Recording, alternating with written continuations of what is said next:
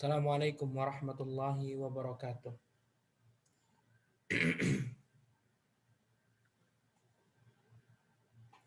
Alhamdulillahi rabbil alamin. Wassalatu wassalamu ala asyrafil anbiya'i wal mursalin. Nabiyyina Muhammadin wa ala alihi wa ashabihi ajma'in. Amma ba'd. Ikhwati fillah a'azinallahu wa iyyakum. Alhamdulillah, segala pujian milik Allah Subhanahu wa taala. Allah Subhanahu wa taala telah memberikan segala nikmat dan karunia-Nya kepada kita. Dan ikhwati fillah azanallahu wa iyyakum. Alhamdulillah kita bertemu kembali di Mudarasah Sirah Rasul, pertemuan yang ke-17 menggunakan kitab Mukhtasar Sirah Rasul karya Syekh Muhammad bin Abdul Wahhab rahimahullahu taala. Dan ikhwati fillah azanallahu wa iyyakum, kita sampai di pembahasan berkenaan tentang kisah kakeknya Nabi Muhammad SAW, Abdul Muttalib. Abdul Muttalib merupakan pemuka Quraisy. Abdul Muttalib kakek Nabi SAW, putra dari Hashim. Syekh Muhammad bin Abdul Wahhab rahimahullah, beliau setelah membahas keturunan Abdul Muttalib, beliau pun memulai kisahnya diawali dengan ibu beliau Salma binti Zaid. Syekh mengatakan, wa ummu Abdul Muttalib hiya Salma bint Zaid bin Zaid bin Bani Najjar. Ibu Abdul Muttalib bernama Salma binti Zaid dari kabilah Najjar. Salma binti Zaid berarti ini adalah dari Madinah, karena Bani Najjar itu adalah tempat Bani Najjar adalah kota Madinah.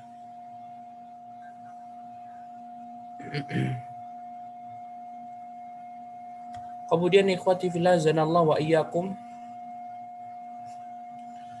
tazawwajaha abuhu Hashim ibnu Abdi Manaf.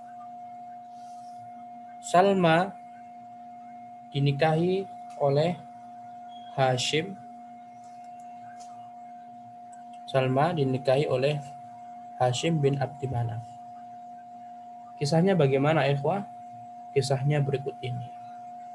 Suatu saat Hashim mengadakan perjalanan menuju Syam. Hashim suatu saat pergi menuju Syam. Hashim itu bukan nama aslinya ya, ikhwah. Kita lihat di sini.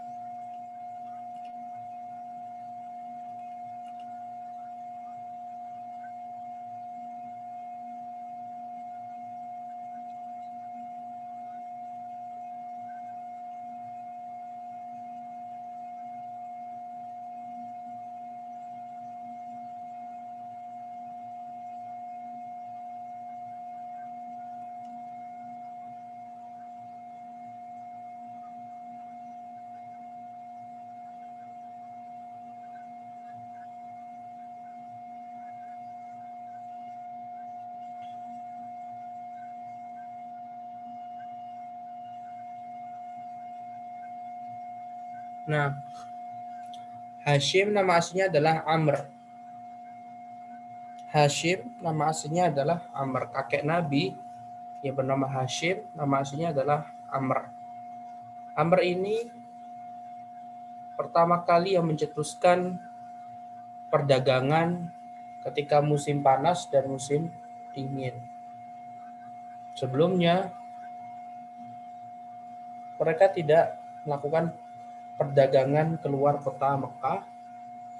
Kemudian tibalah Hashim, dan Hashim ini mengajak orang-orang Mekah untuk berdagang pada musim dingin dan musim panas. Musim dingin pergi ke Yaman, musim panas pergi ke Syam atau Palestina.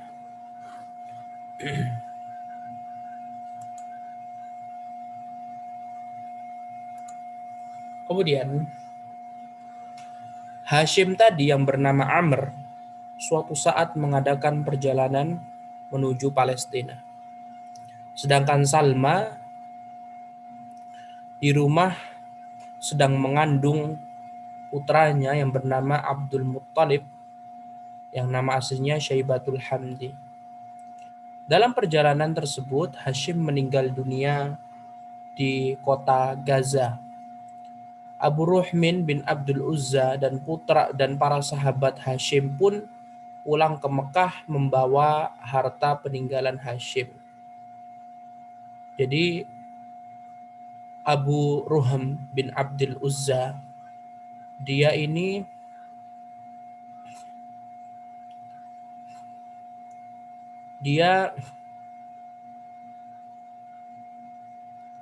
Abu Ruhm bin Abdul Uzza nampaknya ya ada hubungan sama Abdul Muttalib, sama Hashim. Hashim bin Abdul Manaf, Abu Ruhm bin Abdul Uzza. Dengan Abdul Uzza sama satu kakek, yaitu Qusay. Nah, Abdul Manaf bin Qusay. Karena Qusay ini punya beberapa anak. Qusay punya Abdul Dar, kemudian Qusay punya Abdul Manaf. Nah,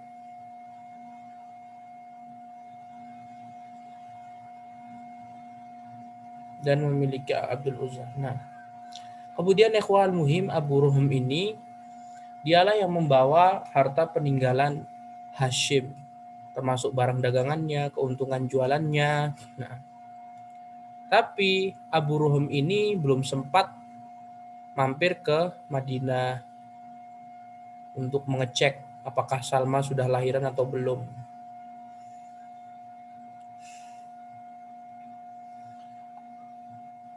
Abu Ruham bin Abdul Uzza dan para sahabatnya pulang ke Mekah membawa harta peninggalan Hashim. Kemudian Salma melahirkan Abdul Muttalib. Salma menamainya Syaibatul Hamdi. Syaibatul Hamdi pun hidup terhormat bersama paman-pamannya, paman dari ibunya. Dan Salma bin Amr ini memiliki kakak laki-laki, memiliki adik perempuan juga. Abdul Muttalib, kakek Nabi ini tinggal di kota Madinah beberapa waktu. Kemudian Abu Ruhm pun sampai ke kota Mekah dan menyerahkan harta peninggalan tadi. Kemudian dikisahkan suatu hari ketika sedang berkelahi dengan anak-anak lain, Syaibatul Hamdi pun mengatakan, aku itu putra Hashim. Sedangkan Hashim itu terkenal. Hashim dia inilah yang mewarisi Siqayah dan Rifadah dari kakaknya yang bernama Abdus Syams. Jadi Abdul Manaf dia punya beberapa anak. Pertama Abdus Syams, kemudian Hashim, kemudian Muttalib dan Naufal. Hashim memiliki saudara kakak tertinggi Abdul Manaf, kemudian Hashim, Abdul Manaf dan Naufal. Nah. Kemudian ikhwati fillah zanallahu wa iyyakum. Ketika Qusay meninggal dunia, ya masih ingat kan? Qusay meninggal dunia. Kemudian Qusay ini memiliki 5 jabatan. Siqayah, Rifadah, Hijabah, Darun Nadwa sama Liwa. Kemudian diambil alih sama anak yang terbesar bernama Abdul Dar. Qusay sendiri memiliki beberapa putra. Paling besar Abdul Dar, kemudian Abdul Manaf, kemudian Abdul Uzza, yaitu bapaknya Abu Ruhm tadi, kemudian Abdul Qusay. Nah, ketika meninggal, 5 jabatan tadi diambil Abduddar. Kemudian Abduddar meninggal dunia, Abdul Manaf juga meninggal dunia, akhirnya terjadi cekcok antara keturunan Abduddar dan keturunan Abdul Manaf. Akhirnya keturunan Abduddar pun yang waktu itu dia tidak mau memerangi adik-adiknya atau kerabatnya. Sampai akhirnya Abdus Syams berdiri dan meminta haknya. Kami juga butuh. Akhirnya dibagikanlah 2 dari 5 tadi, yaitu Siqayah dan Rifadah kepada Abdus Syams. Antara Abdus Syams ini, beliau orang yang sering berpergian. Lagi pula dia juga tidak memiliki anak ya. Atau memiliki anak tapi nggak bisa diandalkan. Sampai akhirnya dipeganglah sama adiknya Hashim. Sampai Hashim pun memegang Siqayah Rifadah dan memiliki kekayaan yang luar biasa. Dan terkenal dan terhormat. Nah, ketika Syaibatul Hamdi ini berkelahi dengan anak-anak lainnya, dia mengatakan, aku itu anaknya Hashim loh. Kamu jangan menantang saya ya. Ayahku ini raja loh. Awas, hati-hati kamu. Nah, masih kecil ya kawan. Perkataannya itu didengar oleh seorang pria Quraisy. Biasa orang Quraisy perjalanan dari Palestina ke Mekah membutuhkan waktu berhari-hari, bahkan bisa sampai 1 bulan. Sehingga mereka pun juga singgah di kota Madinah. Kemudian perkataan si anak kecil, Syaibatul Hamdi atau kakek Nabi Abdul Muttalib, didengar oleh siapa? Didengar oleh pria Quraisy yang dia nanti akan balik ke Mekah bentar lagi. Gitu. Maka pria itu pun berkata kepada pamannya, maksudnya udah sampai ke Mekah, ya. Dan tadi ketika Abu Ruhm bin Abdul Uzza membawakan harta yang melimpah dari Syam karena Hashim sudah meninggal, dia serahkan kepada adiknya Hashim bernama Muttalib.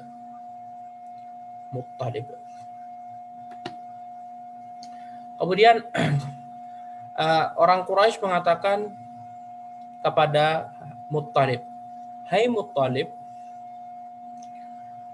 beberapa waktu lalu ketika aku melewati atau singgah di kota Madinah, tepatnya di perkampungan Bani Qailah, aku melihat ada seorang anak kecil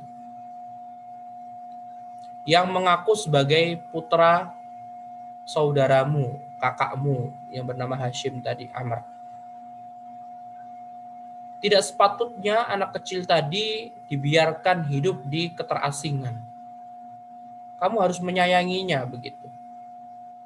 Pokoknya kamu harus segera membawa si anak kecil tadi ke sini karena dia keturunannya Hashim." Ya, tanpa pikir panjang, akhirnya Muttalib tadi, pamannya siapa? Syaibatul Hamdi. Pamannya Syaibatul Hamdi, adik dari Hashim, langsung ngambil kuda atau unta, langsung pergi kemana? Ke kota Madinah. Ya, kisaran hampir 7 hari, kurang lebih segitu. Tergantung nih, kalau misalkan naik unta ya mungkin bisa agak lama. Kalau kuda mungkin cepat. Akhirnya Muttalib pun, pamannya Abdul Muttalib atau pamannya Syaibatul Hamdi, dia tiba ke kota Madinah dan mencari tahu. Ketika mencari tahu, mana ya anak kecil tadi yang ngaku-ngaku Hashim.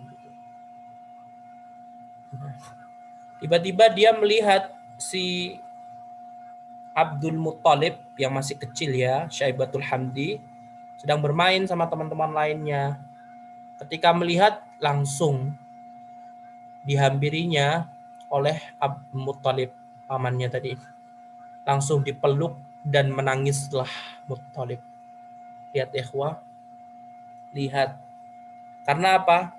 Kangen sama kakaknya Al-Muttalib.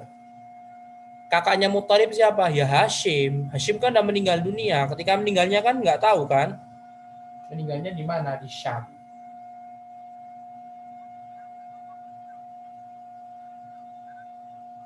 Kemudian setelah dipeluknya dan menetesnya, nah, seraya menyenandungkan syair. Jadi Muttalib ini bersyair. Araftu syaibata wan najjar qad ja'alat gitu ya. Abna'aha hawlahu bin nabli tantadilu.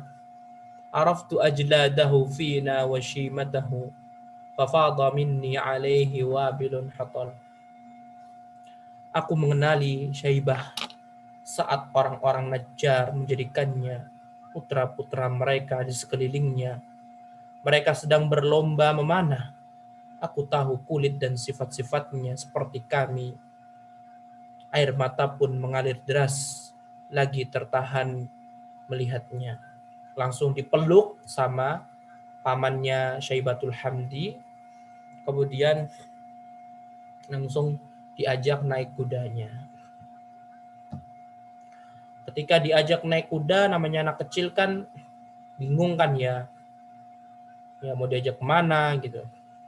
Ya sebenarnya Muthalib sudah bilang, ayo nak, kamu harus ikut aku pamanmu loh, aku adik dari aku adik dari ayahmu Hashim. Nah, sehingga Muthalib terus. Kita dulu. Ada nggak sih namanya Muthalib, nama aslinya Muthalib gitu loh?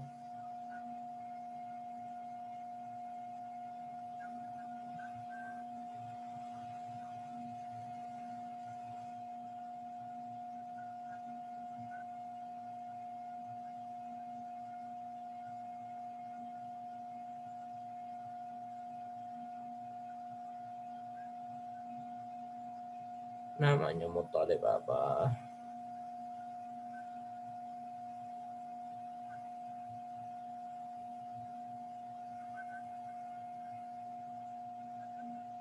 Gak disebutin.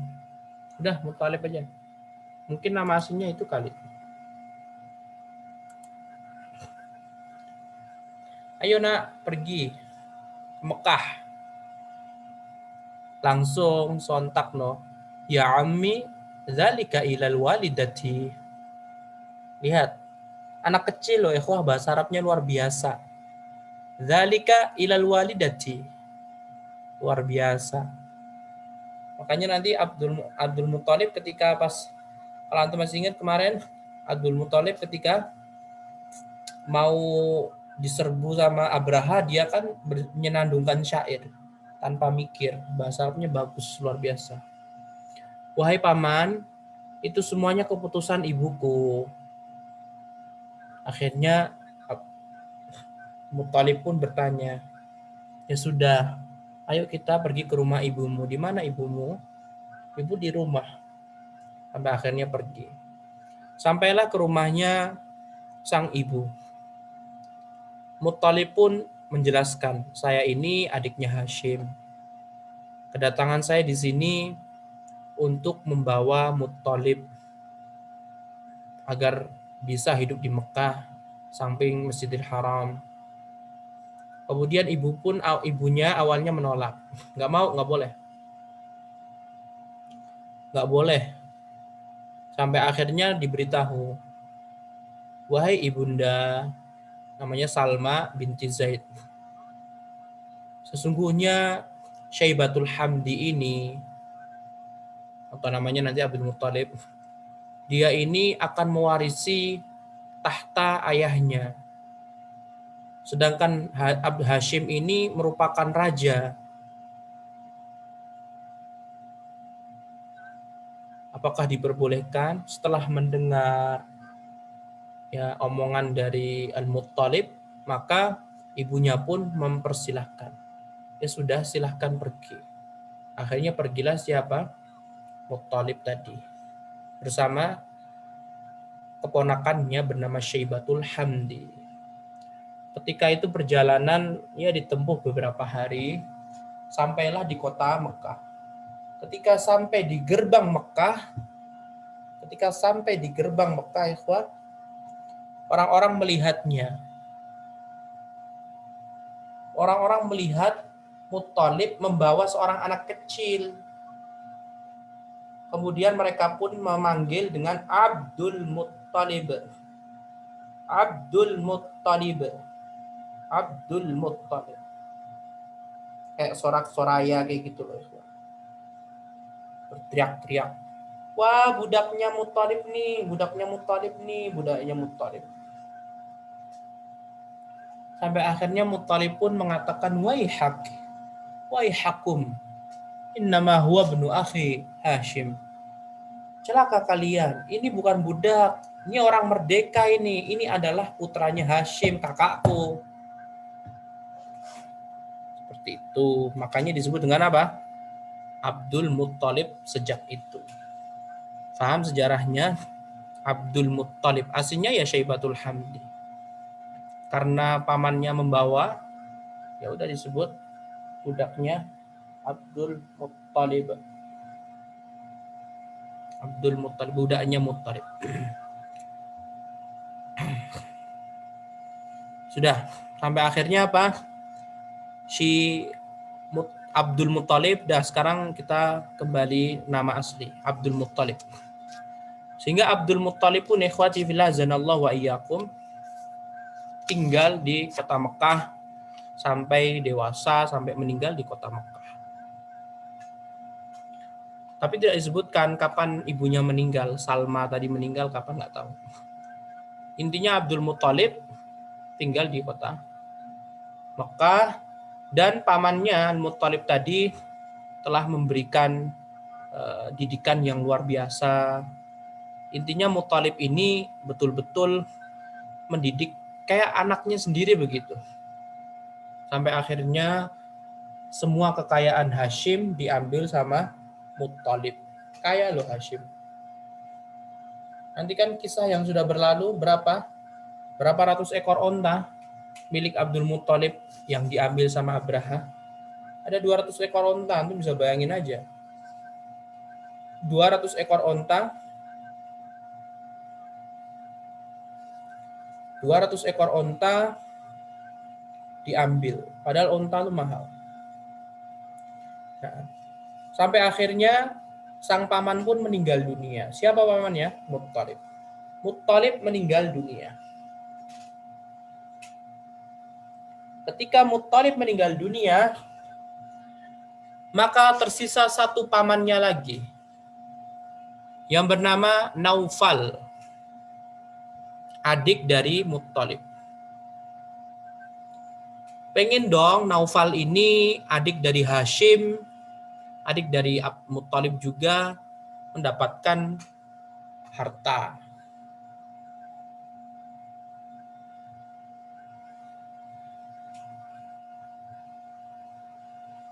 Pengen mendapatkan harta.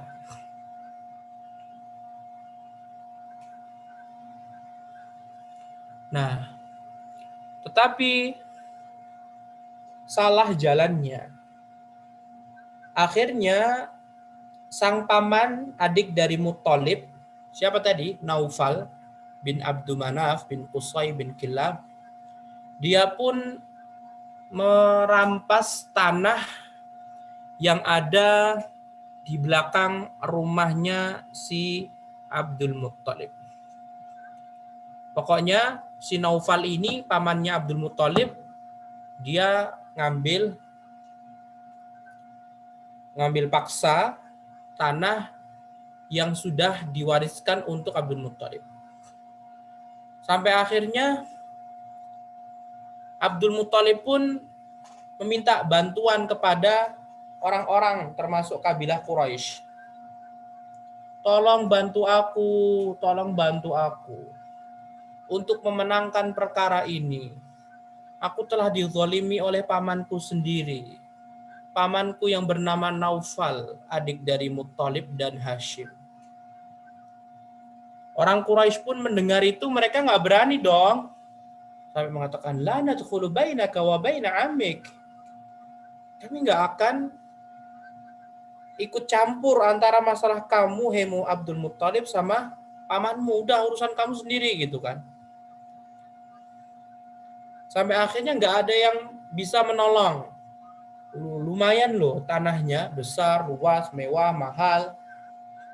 Sampai akhirnya ikhwati fillah azanallahu wa iyyakum, nggak ada cara lain kecuali menulis surat minta bantuan kepada paman dari pihak ibu, bukan paman dari pihak ayah. Kalau pihak ayahnya kan tadi udah meninggal, Muthalib udah meninggal. Tersisa satu, Naufal, dia yang ini. Tersisa akhirnya mencari tahu adik kandung ibunya. Kan Salma kan punya kakak laki-laki, Kak Salma juga punya adik perempuan. Tulislah dengan bait syair. Betapa panjang malamku, kata Abdul Muttalib menulis syair kepada pamannya. Betapa panjang malamku oleh duka dan kegundahan. Adakah utusan yang datang kepada paman-pamanku dari Bani Najjar, Bani Adi, Dina, serta Mazin?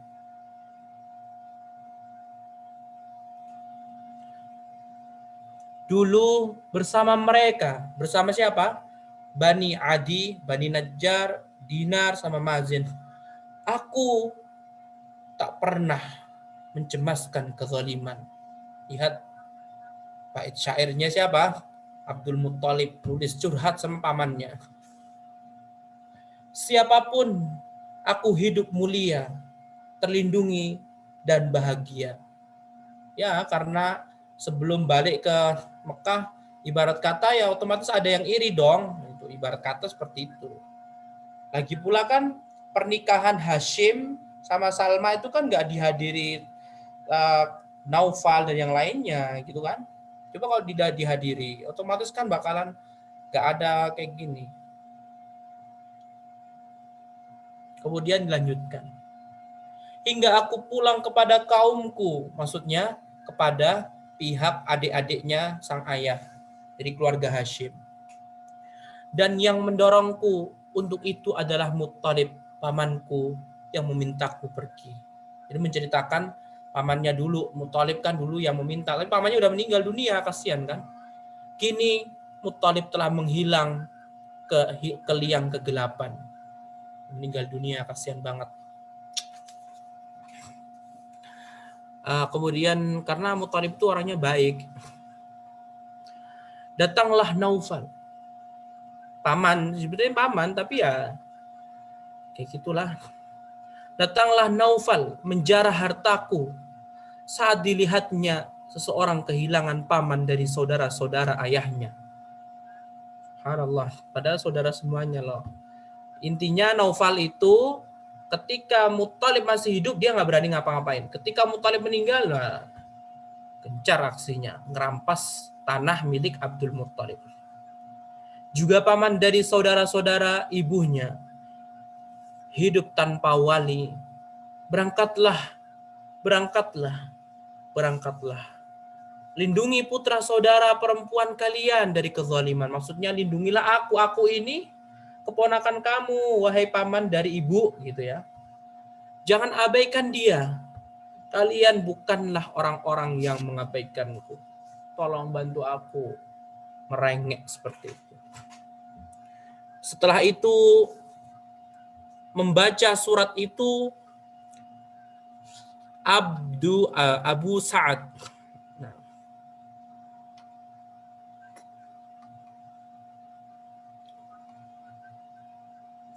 Maka yang membacanya adalah paman beliau yang bernama Abu Sa'ad bin Adi bin Najjar. Abu Sa'ad pun langsung meneteskan air mata. Dia Abu Sa'ad ini nggak tahu ya kakaknya Salma atau adiknya Salma, yang jelas keluarga kandungnya Salma. Langsung menangis, ya Allah. Lihat dari zaman dulu kan nggak ada telepon, nggak ada video call, nggak ada ini. Mendapatkan cerita kayak gitu ya menangis lah. Maka Abu Sa'ad pun berangkat dari kota Madinah bersama 80 orang pria. Subhanallah. 80 orang loh ikhwah. Cuma gara-gara masalah itu bawa 80 orang. Sa-RT, kepala keluarga. Hingga mereka tiba di Mekah. Ia singgah di lembah, lantas ditemui oleh Abdul Muttalib. Kemudian bertemulah Abdul Muttalib dengan pamannya dan 80 orang. Ya seperti biasa, cipika-cipiku, cipika-cipiki. Nah, ya kayak apa sih, berpelukan kayak gitu. Paman gimana kabarnya, saliman kayak gitulah. Kemudian Abdul Muthalib kan dia selaku keponakannya menawarkan, mari ke rumah dahulu paman. Pamannya menjawab, tidak demi Allah. Tidak. Demi Allah sampai aku berjumpa dengan Naufal. Pokoknya aku mau mengklirkan dulu masalah ini. Mana Naufal? Baru nanti kalau udah clear baru kita ngomong-ngomong di rumahmu ya, makan-makan gitu. Abdul Muthalib pun menjawab, aku meninggalkan Naufal sedang duduk di sebuah batu di dekat-dekat para tetua kaumnya. Ya dekat batu kayak ngobrol-ngobrol kayak gitu. Abu Sa'ad pun berangkat hingga berdiri di hadapan mereka. Orang-orang tua termasuk Naufal pun tiba-tiba apa? Terkagetkan. 80 orang. Naufal berdiri lantas berkata, wahai Abu Sa'ad, semoga pagimu menyenangkan. Karena seumuran ya. Abu Sa'ad sama siapa tadi? Abu Sa'ad sama Naufal. Kan seumuran. Sama-sama pamannya Hashim. Sama pamannya Syaibatul Hamdi. Abu Sa'ad menjawab, semoga Allah memberikan pagi yang menyenangkan kepadamu, wahai Naufal.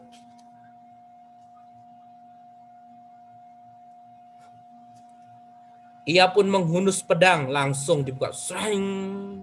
Kaget. Lantas berkata, demi pemilik rumah ini, jika kamu, wahai Naufal, tidak mau mengembalikan tanah tersebut kepada keponakanku dan keponakanmu juga,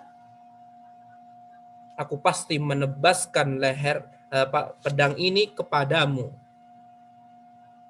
Naufal pun menjawab, aku kembalikan. Langsung ngalah. Stop. Ya, oke. Karena apa? Naufal sedang nggak megang pedang. Abu Sa'ad langsung megang pedang. Oke. Naufal pun mempersaksikan pengembalian itu di hadapan para tetua Quraisy. Miskin kepengen kaya tapi salah jalan, ya kan? Masa keponakan sendiri dizolimi. Nah, setelah itu saat singgah dan bermalam selama 3 malam di rumah Abdul Muttalib, makan, minum, ngobrol, gimana kabarnya, terus gimana ini, Masya Allah. Luar biasa, ikhwan. Di sana ia melaksanakan umrah seperti biasa yang pernah kita sebutkan. Orang luar Quraisy kalau mau umrah harus pakai baju orang Quraisy. Kalau nggak mau, nanti pakai baju dia. Terus kalau udah selesai nanti dibuang. Nggak ada yang boleh memakai pakaiannya. Kalau nggak mau, maka telanjang. Laki-laki telanjang bulat, perempuan telanjang semuanya kecuali kemaluannya. Di sana ia melaksanakan umrah, lantas pulang ke kota Madinah. Abdul Muttalib pun bersyair. Ya Allah, syair terus nih Abdul Muttalib nih, paman Nabi. Kakek. Wa ya'ba Mazinun wa Abu Adi wa Dinar ibn Taimillahi Daimi. Bihim raddal ilahu ala rukhi wa kanu fi intisabi duna qaumi. Mazin dan Abu Adi tadi Abu Sa'ad bin Adi maksudnya. dan juga Dinar bin Taimullah menolak kezaliman terhadapku. Lantaran mereka, Tuhanku, Tuhan maksudnya Allah ya, kembalikan tanah belakang rumahku. Meski dalam penasaban mereka di bawah kaumku. Ya, jadi kalau anak laki-laki itu mesti dia nasabnya ke bapaknya. Syaibatul Hamdi nasabnya ke Salma atau ke laki-laki? Ya ke Hashim kan, sedangkan Hashim ini kan tinggi. Nah, ibarat kata nih, Hashim tinggi.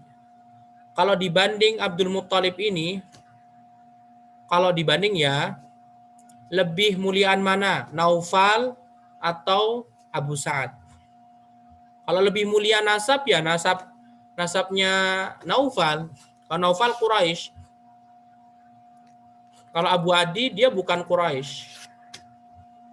Tetapi akhlaknya lebih bagusan siapa? Akhlaknya lebih bagusan paman dari ibu.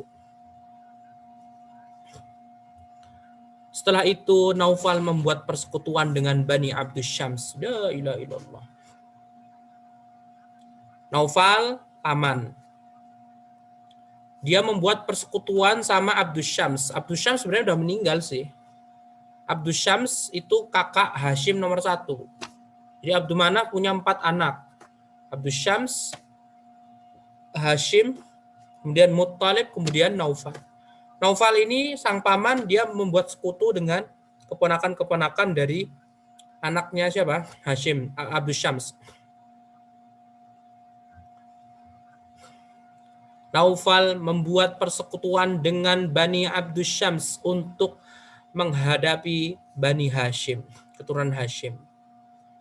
Keturunan Hashim ini mempunyai beberapa anak, di antaranya yang terini ya Abdul Muttalib tadi, dan Abdul Muttalib kan punya banyak anak. Naufal, kong kali kong sama Abdus Syams, ayo kita hadapi. Bersekutu, sedangkan Bani Hashim bersekutu dengan Khuza'ah untuk menghadapi Bani Abdus Syams dan Naufal.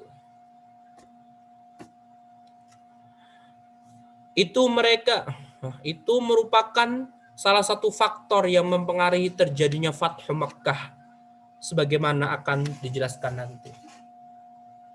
Bani Hashim itu meminta pertolongan Khuza'ah. Sedangkan Bani Nufail dan Bani Abdus Syams bersekutu. Yang menjadikan sebab Fathu Makkah adalah Bani Bakar sekutu dengan orang kafir Quraisy membunuh 20 orang dari kabilah Khuza'ah. Akhirnya Rasulullah pun marah dan Rasulullah mengatakan kita harus menaklukkan Mekah. Akhirnya ditaklukkanlah Mekah dan Rasulullah Sallallahu Alaihi Wasallam pun mampu menaklukkan kota Mekah. Nah,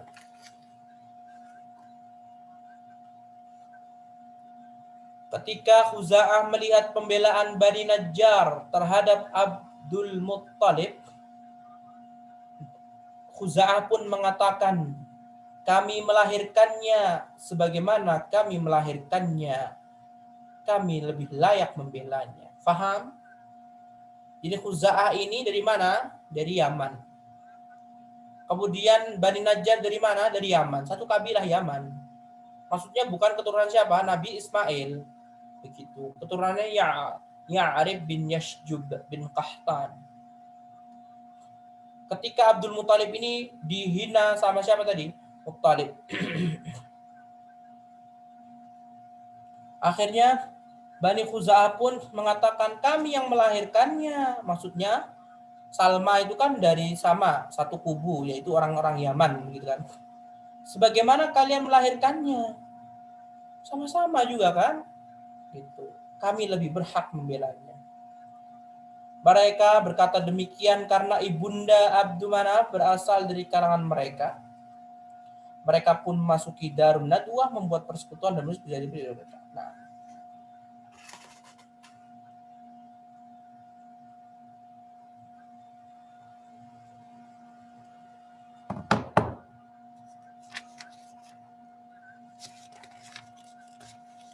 Kemudian ikhwati fillah zanallahu wa iyyakum, itu sudah selesai pembahasan tentang Abdul Muttalib. Sekarang pembahasan tentang Abdullah. Abdullah ayahnya Nabi Muhammad SAW. Abdullah ayahanda Rasulullah sallallahu alaihi wasallam. Abdullah ayahanda Rasulullah sallallahu alaihi wasallam bergelar Az-Zabih, yang disembelih. Kok bisa disembelih, ikhwah? Kisahnya nanti akan disebutkan. Sebabnya adalah bahwasannya kakek Nabi yang bernama Abdul Muttalib bermimpi mendapat perintah untuk penggali sumur Zam-Zam. Ia diberi penjelasan tentang posisinya dalam mimpi tersebut. Dahulu Jurhum merebut kekuasaan Mekah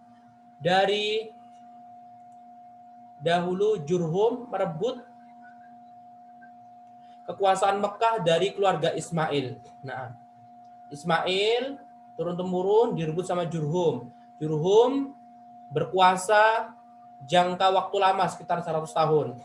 Berikutnya mereka membuat kerusakan di kawasan Tanah Suci sehingga berkobarlah peperangan antara mereka dengan Khuza'ah. Khuza'ah satu kabilah di Yaman yang berasal dari penduduk Sabah. Udah Ana jelasin tadi ya.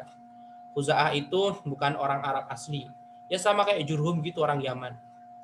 Dalam peperangan mereka itu, Bani Ismail tidak terlibat.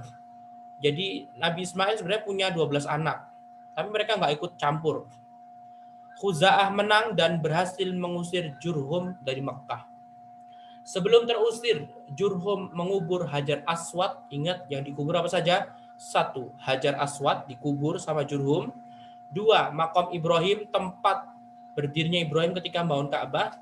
Yang ketiga, sumur Zam-Zam, dikubur 3. Gak ada yang tahu kuburan tadi kecuali ya Jurhum. Selanjutnya, itu bertahun lama banget loh ikhwan. Khuza'ah pun yang berkuasa selama 300 tahun atau 200 tahun, mereka nggak bisa menemukan Hajar Aswad di mana, makam Ibrahim di mana, sumur Zam-Zam juga di mana. Nah, gak ada yang tahu. Sampai akhirnya tibalah kakek Nabi yang bernama Qusay. Kakek Nabi bernama Qusay. Kita lihat apakah ada asli nama kakek Nabi SAW. Qusay. Qusay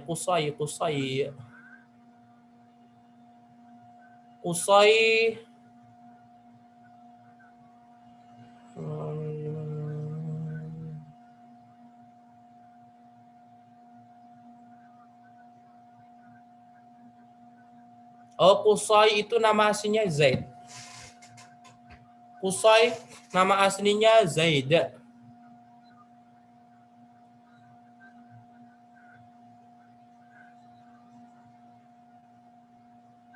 Qusay nama aslinya Zaid.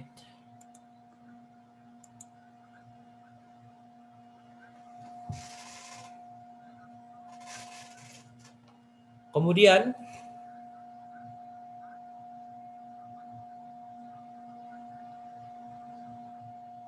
Hashim, Amr, Qusay, Zaid. Qusay bin Kilab, kakek Nabi yang nomor berapa?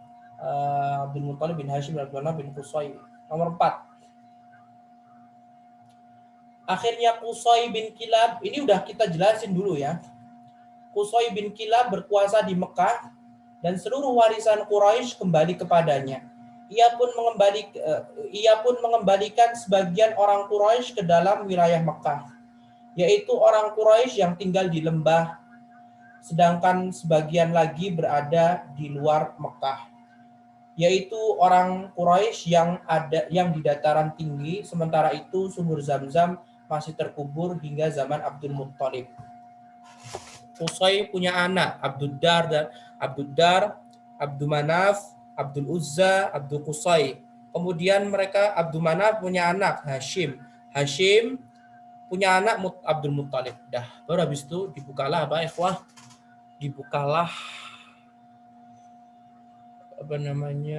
air Zam-Zam.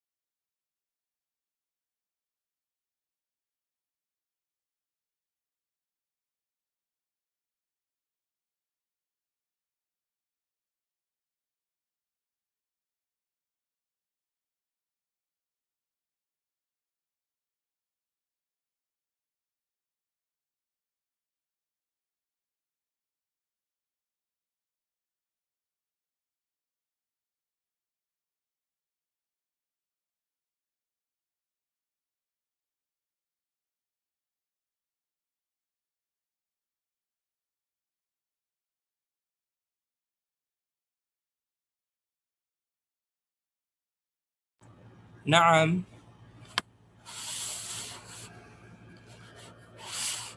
Kemudian ikhwati fillah azanallahu wa iyyakum,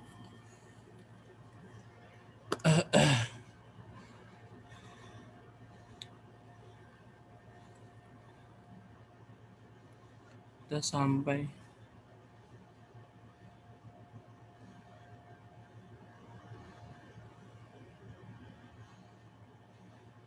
nah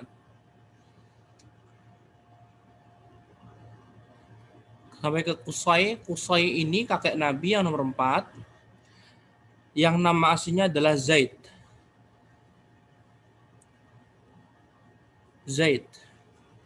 Sedangkan Hashim nama aslinya adalah Amr.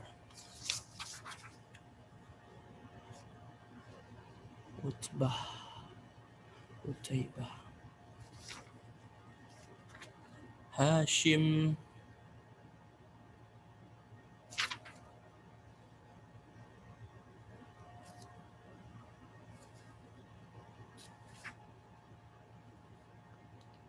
Amr.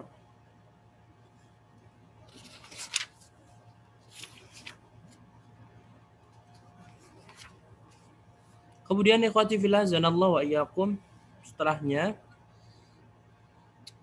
di dalam mimpi, kembali ke mimpi Abdul Muthalib ya. Di dalam mimpi Abdul Muthalib melihat lokasi sumur Zam-Zam. Maka ia mulai melakukan penggalian hingga menemukan pedang-pedang, menemukan perhiasan-perhiasan dan patung kijang dari emas berkalung mutiara.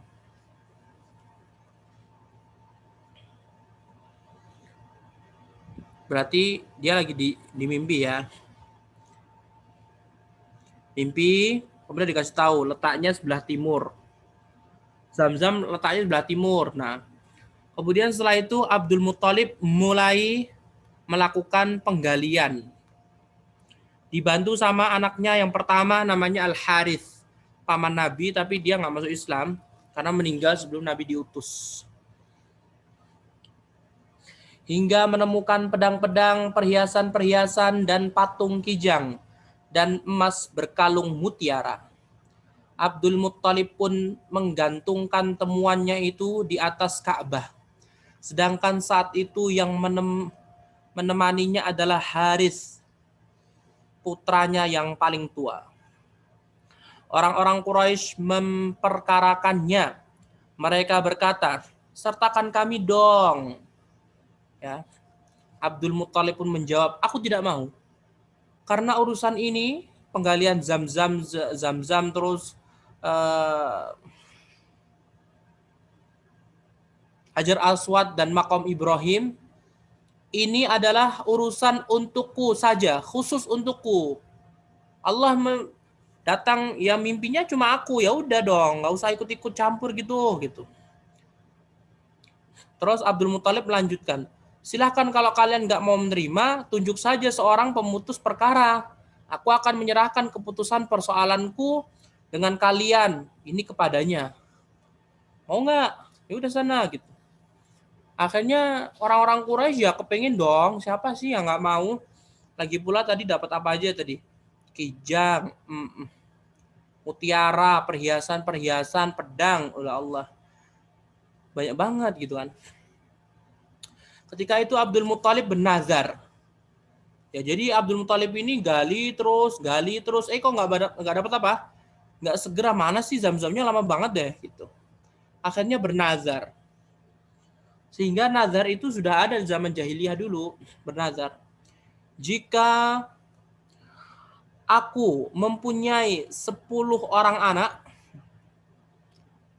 jika aku memiliki 10 orang anak, dan mereka mencapai usia yang bisa membelanya, niscaya aku akan menyembelih salah satunya di depan Ka'bah.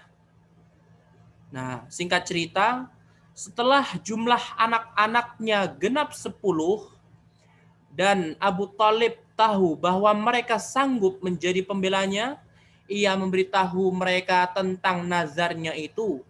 Mereka pun patuh pada keputusannya Ditulisnya nama masing-masing putranya pada sebilah anak panah. Mereka memberikan anak panah itu kepada penjaga Hubal. Hubal masih ingat patung yang dibawa Amr bin Luhai al-Khuzai. Ini kisahnya dipersingkat ya ikhwah. Kalau antum mau mengetahui detailnya, ikuti kajian mendalami sirah Nabi. Di sana nanti Syekh Musa bin Rashid al-Azimi akan menyebutkan ada kejadian apa di sana.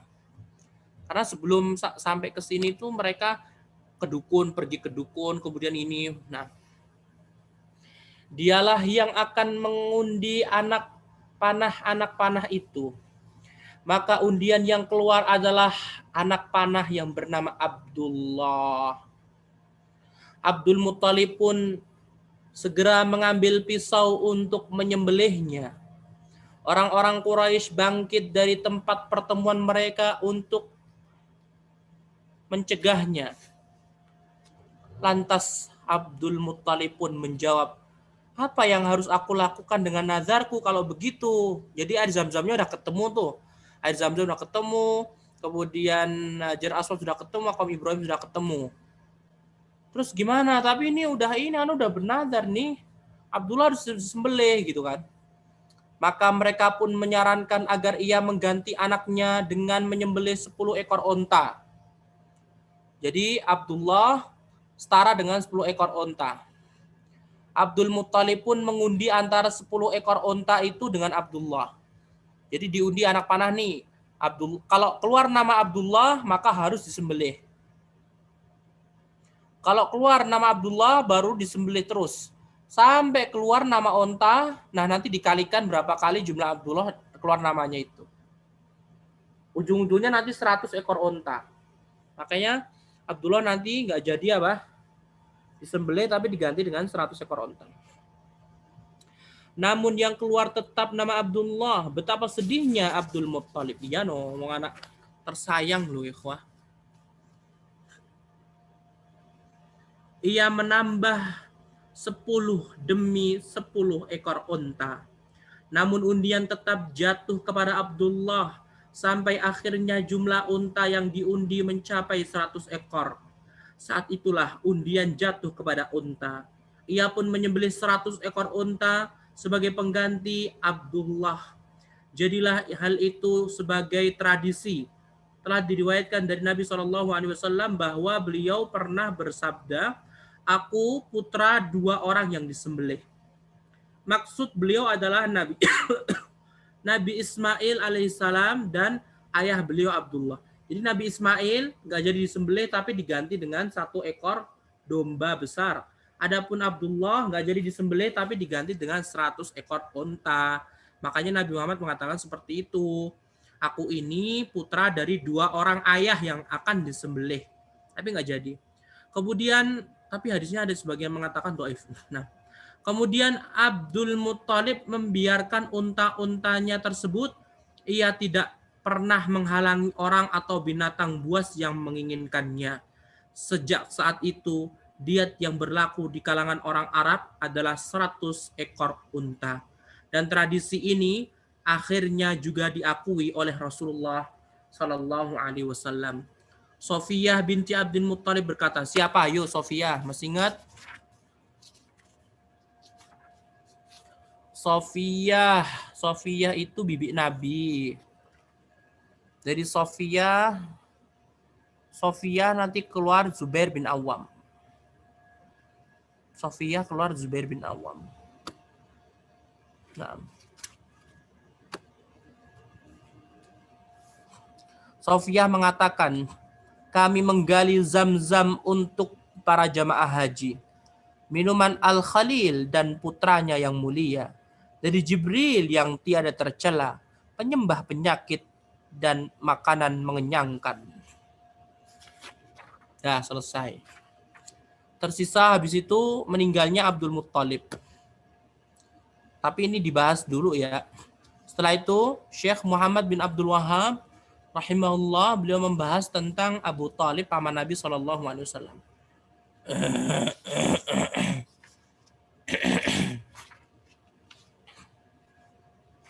Nah, ini betul-betul ringkas dan antum tahu sendiri kan, kebanyakan anak nambahin sendiri. Intinya kisah Abraha, ya kan, sudah selesai. Kemudian Syekh Muhammad bin Abdul Wahab membahas satu persatu. Siapa? Kakek. Habis itu 2 ayah, ketiga paman. Nah, habis itu pernikahan Nabi Muhammad dengan Khadijah.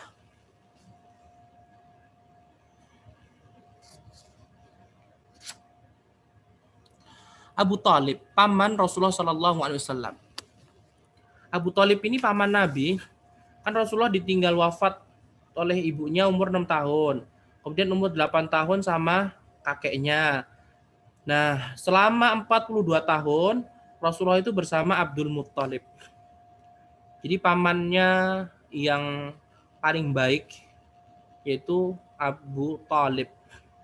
Abu Talib ini mengasuh Nabi selama 42 tahun. Sampai menikahkan Nabi juga. Nah, tapi nggak masuk Islam. Abu Talib. Abu Talib, Abu Talib. Siapa nama aslinya Abu Talib? Nama aslinya adalah Abdu Manaf. Abdu Manaf. Masih ingat kan kisahnya? Hashim nama aslinya Amr. Qusay nama aslinya Zaid. Abu Talib nama aslinya Abdu Manaf. Abu Talib adalah yang mengasuh Rasulullah Sallallahu Alaihi Wasallam setelah kakeknya wafat. Kakeknya Nabi wafat umur 8 tahun. Nabi Muhammad umur 8 tahun. Nah, sebagaimana di muka, jadi udah disebutin sebelumnya kan. Abu Talib sangat menyayanginya, menyayangi Nabi Muhammad. Bahkan lebih menyayanginya ketimbang anak-anaknya. Betul, betul sekali. Abu Talib memiliki putra banyak. Di antaranya yang pertama Talib, kedua Ja'far, 3 Aqil, 4 Ali bin Abi Thalib. Kemudian ada perempuan juga yang lainnya. Ja'far sama Nabi Muhammad sepantaran. Nah, Abu Thalib ini lebih cinta banget sama Nabi Muhammad SAW. Dia kayak udah anggap anaknya sendiri gitu. Coba, ya Abu Thalib merasa iba kan ya, tapi miskin sih Abu Thalib, kasihan, nggak punya uang. Dikit gitu. Abu Thalib ini melihat perjuangan Nabi. Ayahnya meninggal dunia. Kemudian ibunya meninggal dunia, pamannya meninggal dunia. Nah, Abu Talib sangat menyayangi Nabi Muhammad SAW, bahkan lebih menyayanginya ketimbang anak-anaknya. Al-Waqidi berkata, Abu Talib sejak 8 tahun kelahiran Nabi SAW hingga 10 tahun kenabian, totalnya berarti berapa? Selama 43 tahun.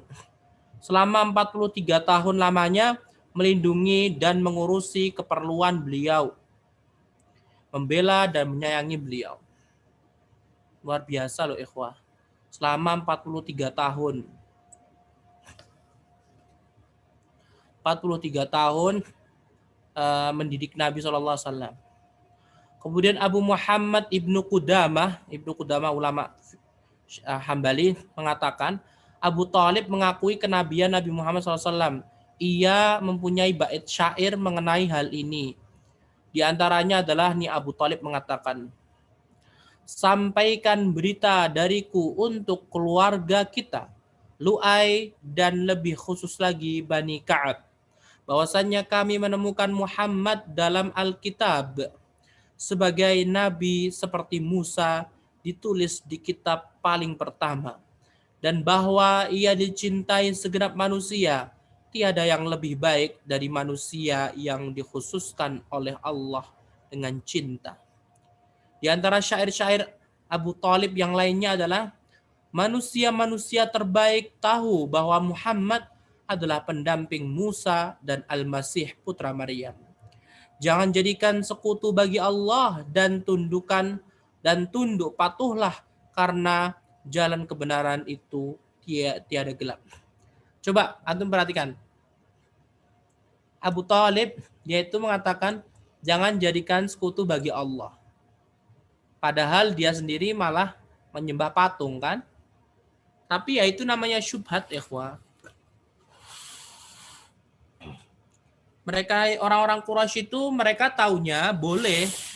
Jadi berdoa kepada patung-patung itu boleh. Nah, kemudian namun ia menolak untuk mengikuti agama yang diyakininya. Diyakininya ini karena takut dicemooh dan kaumnya. Oh, awalnya kan udah dibilang Abu Thalib itu sebenarnya udah mengetahui kebenarannya, tapi ya kayak gitulah, takut sama kaumnya. Menjelang wafatnya, Rasulullah SAW mendatanginya. Sedangkan di sampingnya ada Abu Jahal dan Abdullah bin Abi Umayyah. Ayo, siapa Abdullah bin Abi Umayyah? Lupakan antum. Abdullah bin Abi Umayyah ini sepupu Nabi SAW. Anak dari Abdullah bin Abi Umayyah, anak dari Atikah. Anak dari Atikah. Atikah ini bibinya Nabi. Abdullah bin Abi Umayyah, beliau berkata, wahai pamanku, Rasulullah ini mengatakan, wahai pamanku, ucapkan la ilaha illallah, satu kalimat yang aku akan jadikan alasan untuk membelamu di hadapan Allah. Nah, kemudian kedua tokoh Quraisy itu berkata kepadanya, apakah engkau membenci agama Abdul Muttalib? Apakah kamu membenci agama Abdul Muttalib? Hai Abu Talib, itu ayah kamu sendiri gitu. Rasulullah terus mengucapkan kata-kata itu, sedangkan dua orang tadi juga mengulang-ulanginya. Kata-kata mereka, akhirnya kata-kata terakhir yang diucapkan oleh Abu Talib adalah ia mengikuti ajaran Abdul Muttalib. Maka Rasulullah SAW berkata, sungguh aku akan memohonkan ampunan untukmu, wahai pamanku, selama aku tidak dilarang melakukannya. Allah pun langsung menurunkan firman-Nya, maka nalin nabiyyi walladzina amanu ayastaghfiru lil musyrikin walau kanu uli qurba min ba'di ma tabayyana lahum annahum ashabul jahim. Tidaklah sepatutnya bagi nabi dan orang-orang yang beriman memintakan ampun kepada Allah bagi orang-orang musyrik, walaupun orang-orang musyrik itu adalah kaum kerabatnya sendiri. Quran surat At-Taubah ayat 113. Turun juga firman Allah Subhanahu wa taala, innaka la tahdi man ahbabta walakinnallaha yahdi man yasha. Sesungguhnya kamu wahai Nabi Muhammad tidak akan dapat memberikan petunjuk kepada orang yang kamu kasihi, kamu cintai. Tetapi Allah memberikan petunjuk kepada orang yang dikehendakinya. Ibnu Ishaq berkata, putranya Ali bin Abi Thalib meratapi dengan melantunkan bait-bait syair yang diantaranya berikut ini. Kasihan loh ayahnya. Ayahnya siapa? Ali bin Abi Thalib. Kasihan banget. Ya kan ya, kawan? Ali bin Abi Thalib pun apa? Menyenandungkan syair. Tak kuasa mataku terpejam karena kicau burung di ujung malam. Mengingatkanku duka nestapa tak terlupakan. Abu Thalib, tumpuan kaum miskin papa, pemilik kemurahan. Dermawan ketika memberi atau menolak. Kaum Quraisy bersukaria atas kematiannya. Aku pun tak anggap ada makhluk hidup abadi. Mereka inginkan kepalsuan angan-angan mereka. Kelak kan bawa mereka ke suatu tempat di ghaib. Mereka propagandakan pendustaan dan pembunuhan Nabi agar ia dianggap bohong dan diingkari. Kalian berdusta demi Baitullah, maka kami akan cobakan pada kalian ujung tombak dan mata pedang. Abu Thalib meninggalkan 4 putra dan 2 putri. Nih, keturunannya Abu Thalib. Adapun Abdullah cuma nggak punya, ya cuma Nabi Muhammad saja. Abu Thalib meninggalkan 4 putra dan 2 putri. Keempat putranya adalah Thalib, Aqil, Ja'far, dan Ali. Thalib nomor 1, 2 Aqil, 3 Ja'far, 4 Ali bin Abi Thalib. Terkenal. Jarak satu sama lain adalah 10 tahun. La ilaha illallah. Istrinya padahal cuma satu loh ikhwah. Yang paling tua adalah Tolhah, Yang paling tua adalah Thalib, anak pertama. Kemudian anak kedua Uqail, anak ketiga Ja'far, anak keempat Ali bin Abi Thalib. Tentang Thalib, dua putrinya nggak disebutin ya, diantaranya adalah Ummu Hani. Tulis Ummu Hani. Nggak disebutin sama penulis. Tentang Thalib, ini ibunya siapa namanya? Ibunya, seingat ana namanya ibunya Fatimah. Fatimah apa siapa itu? Nah, seingat ana Fatimah. Jadi istrinya Abu Thalib ini masuk Islam loh ikhwah. Tapi Abu Thalibnya nggak masuk Islam. Tentang Thalib, dulunya ia dipaksa oleh orang-orang musyrik ikut bertempur dalam perang Badar. Ketika tentara kafir kalah, ia dicari namun tidak ditemukan. Baik di tengah-tengah korban tewasnya perang Badar maupun di tengah-tengah tawanan. Jadi kaum Quraisy ini 1000 pasukan, 70 mati, meninggal. Kemudian 70 tertawan. Nah, Thalib ini dicari ke 70 nggak ada, nggak ketemu, bahkan nggak balik ke kota Mekah juga.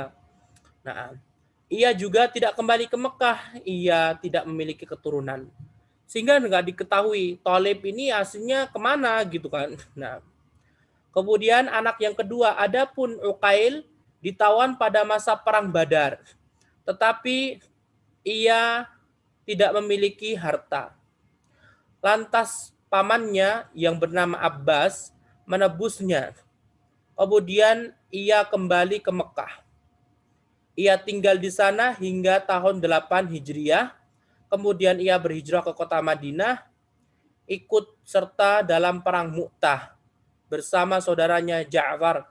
Dialah orang yang disabdakan, apakah Uqail meninggalkan tempat tinggal untuk kalian? Nah, Uqail meninggal dunia. Kemudian Abu Thalib terus mengasuh, nggak disebutin. Ja'farnya nggak disebutin, gimana sih?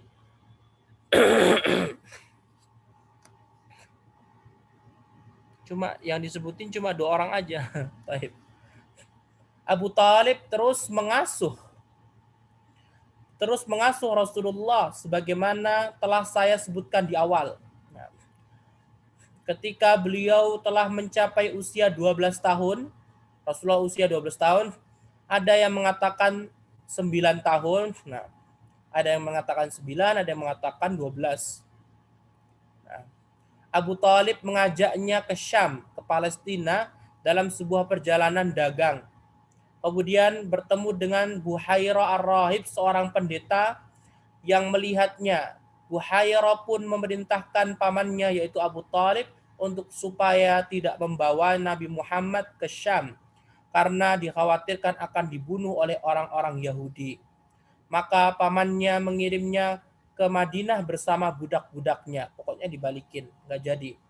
Itu umur 9 atau 12. Nah, dalam riwayat Tirmidzi disebutkan, pamannya Abu Thalib mengirimkannya ke Mekah bersama Bilal. Ini jelas merupakan kekeliruan yang nyata, karena barangkali pada masa itu Bilal belum lahir atau belum ada ke Mekah. Nah, khalas ya ikhwah, wallahu ta'ala a'lam. Baru itu insya Allah besok atau pertemuan akan datang akan membahas pernikahan Rasulullah dengan Khadijah. Wallahu ta'ala a'lam. Wabillahi taufiq. Wa sallallahu wasallam ala nabiyyina Muhammad wa ala alihi wa sahbihi wa sallam tasliman katsira. Assalamualaikum warahmatullahi wabarakatuh.